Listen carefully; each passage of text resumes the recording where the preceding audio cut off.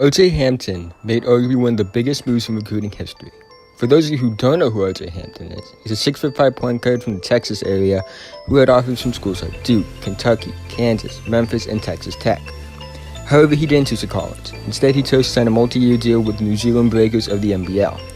His reasoning was simple: live like a pro, and to play with grown men, and not have to juggle books and basketball. And that's where it is. You see, NBA prospects, think of them: Zion Williamson, R.J. Barrett, Marvin Bagley III a year ago, DeAndre Ayton, guys like that.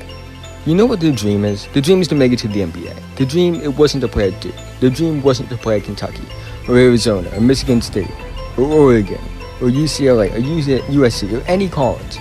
Their dream is to make it to the NBA. And while some NBA players have benefited from multiple years of colleges like Steph Curry, James Harden, Paul George, Blake Griffin, and more recently, Trae Young, his 1 year at Oklahoma, where he had one of the best college seasons in recent memory, and went in the top 5, even though before the season he wasn't even projected to be drafted for most people.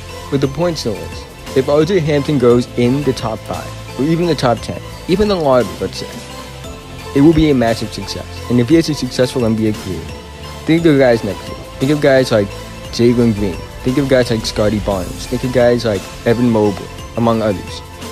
They may have viewed this as, hey, if it works for him, why can't it work for me? Now, they may go to college. You don't know that. I don't know it. I'm not an expert. But say it works for him, and this program that he's going through that will help him get to the NBA. It will be a big problem for the NCAA. And especially with a guy in Imani Bates, a few years down the line, who is one of the better prospects for his age group that I have ever seen.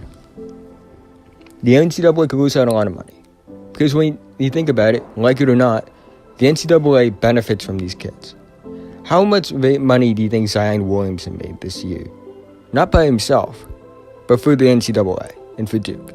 How much money do you think a guy like Blake Griffin made for Oklahoma a few years back? Or Trae Young did for Oklahoma? How much money do you think a guy like, Anthony Davis made for Kentucky? It's all about... It's why DeAndre Ayton got paid the amount of money that he did. At least we think. Because when you think about it that way, DeAndre Ayton was worth probably more than the money he was getting at Arizona. And if Zion Williamson, it comes out about him that he made $100,000 from Duke, it would be vastly underpaying him. Now, I understand the NCAA works. It's a college for a reason. But at the same time, you're benefiting from kids. But if this move works, if this NBL system works with O.J. Hampton, and he goes in the top 10, and he makes a lot of money, and he ends up being an NBA star, or even a solid NBA player that plays 10 plus years, even if he makes the NBA at all, it might be something where other top prospects are like, maybe we should do it. Because the thing is, if all the other top prospects decide, or most of them at least decide, hey, this might work, it might work out, and then it's just going to be a big problem for the NCAA, because the top guys that they need to make money off of for their basketball won't be able to. Now, they'll still make money off football, because football players, it makes sense why they need to go to college, because the bodies need to get serious and things like that. But I will be the first to tell you, I don't think Zion Williamson needs to go to college this year. I don't think R.J. Barrett needs to go to college this year. Hell, Michael Porter Jr. last year didn't need to go to college. He would have been a top 5 pick in the 2017 class if he was allowed to go into that draft class, but he wasn't. He had to go to college, and he had back problems and messed out on millions. Now, he still got drafted in the lottery, but at the same time, it was like he was going to go top 1 or 2 before the season, then the back injury happened, and then he fell. Marvin Bagley III, another guy, he wouldn't have had to go to college. A lot of NBA scouts believe he might have been a top 3 pick had he come out straight out of high school. So it's just, what it means is, there are guys that do need college. I'm not going to deny that. Trae Young need that year of college. Steph Curry need those 3 years. You could argue James Harden need those 2 years. And there were plenty of NBA stars, past and present, that didn't go to college for just 1 year. Look at Donovan Mitchell. Look at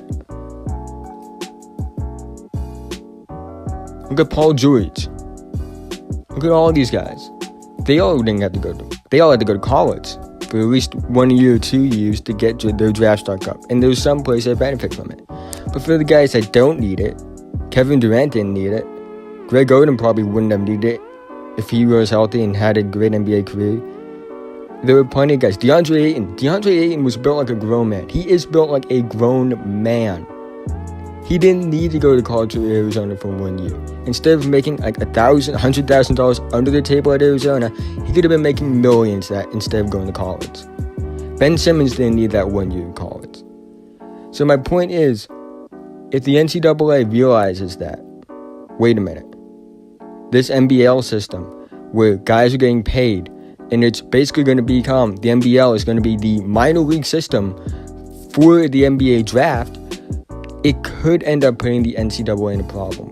Because there are 3 98 rated players in next year's class. For those of you who don't know, 98 is like top of the top.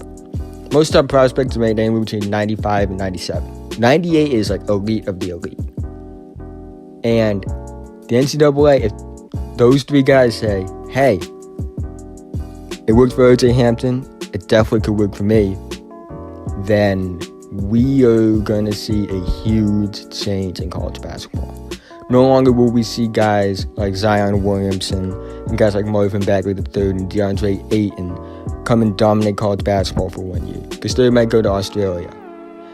And if this whole system works, the NCAA will be in huge trouble. Sorry, this video was a bit ranty. I just wanted to get my thoughts out about this whole situation. And, you know, NBA Finals video will be coming out on Sunday because I have, you know, graduation practices and I have graduation work and things like that. So be on the lookout for those videos. Have a nice day, guys. Again, sorry this was a bit ranty. If you liked the video, like and subscribe below. But I had so much to just get out in this video that I didn't feel like a script would do it justice if I just got everything on a script, because that just wouldn't have been my authentic thoughts. So have a great day, guys.